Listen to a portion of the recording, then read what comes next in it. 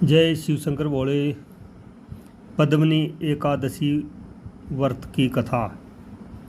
धर्मराज युधिष्ठिर कहने लगे कि हे जनार्दन, आपने सभी एकादशियों का विस्तार पूर्ण वर्णन किया और मुझे सुनाया, अतः अब आप कृपा करके मुझे अधिक मास के शुक्ल पक्ष की एकादशी का क्या नाम है तथा उसकी विधि क्या है, इन सब के बारे में बताइए।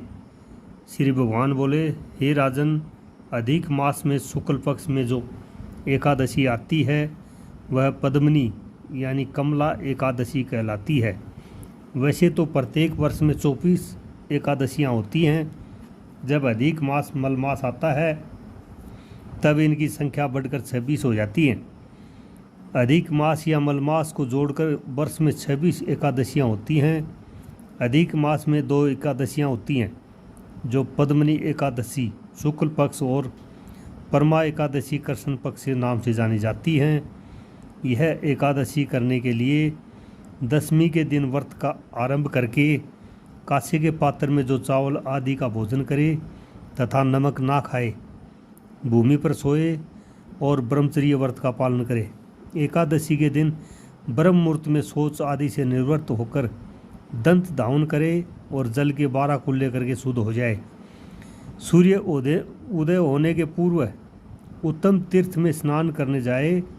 इसमें गोबर, मिट्टी, तिल तथा कुस्सा व आंवले के चूर्ण से विधि पूर्वक स्नान करे। श्वेत वस्त्र धारण करके भगवान विष्णु के मंदिर जाकर पूजा अर्चना करे। भगवान कृष्ण बोले, पुरुषोत्तम मास के में अनेक पुण्यों को देने वाली एकादशी का नाम पद्मनी है। इसका व्रत करने पर मनुष्य कीर्ति प्राप्त करके वैकुंठ को जाता है, जो मनुष्य के लिए भी दुर्लभ है। हे राजन, ध्यानपूर्वक इस कथा को सुनो। पद्मनी एकाव्रत है। हे मुनिवर, पूर्व काल में त्रेता युग में हय नामक राजा के वंश में कर्तवीर्य नाम का राजा महिष्मतीपुरी में राज्य करता था। उस राजा की 1000 परम प्रिय स्त्रियां थीं, परंतु उनमें से किसी को भी पुत्र नहीं था जो कि उनके राज्य भार को संभाल सके। देवता, पितृ, सिद्ध तथा अनेक चिकित्सकों आदि से राजा ने पुत्र प्राप्ति के लिए काफ़ी प्रयत्न किए, लेकिन सब असफल रहे। तब राजा ने तपस्या करने का निश्चय किया। महाराज के साथ उनकी परम प्रिय रानी, जो इक्ष्वाकु वंश में उत्पन्न हुए राजा हरिश्चंद्र की पद्मनी नाम की कन्या थी, राजा के साथ वन में जो जाने को तैयार हो गई। दोनों अपने मंत्री को राज्यभार सौंपकर राजसी वेश त्याग कर गंधमादन पर्वत पर तपस्या करने चले गए। राजा ने उस पर्वत पर 10,000 वर्ष तक तप किया,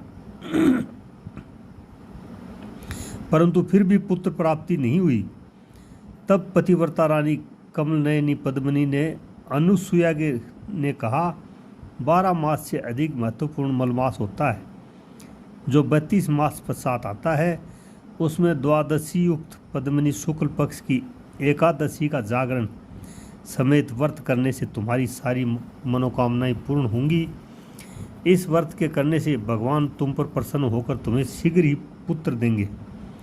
रानी पद्मिनी ने पुत्र प्राप्ति की इच्छा से एकादशी का व्रत किया। वह एकादशी को निराहार रहकर रात्रि जागरण करती। इस वर्ष से प्रसन्न होकर भगवान विष्णु ने उन्हें पुत्र प्राप्ति का वरदान दिया। इसी के प्रभाव से पद्मिनी के घर कार्तिवीर्य पुत्र उत्पन्न हुए, जो बलवान थे और उनके समान तीनों लोक में कोई बलवान नहीं था। तीनों लोकों में भगवान के सिवा उनको जीतने का सामर्थ्य किसी में भी नहीं था। सो हे नारद, जिन मनुष्य ने मलमास शुक्ल पक्ष एकादशी का व्रत किया है, जो संपूर्ण कथा को पढ़ते या सुनते हैं, वे भी यश के भागी होकर विष्णु लोक को प्राप्त करते हैं और विष्णु भगवान की कृपा से धन, वैभव, सुख, संपत्ति एवं सब कुछ उनको प्राप्त होते हैं। जय हो विष्णु भगवान की।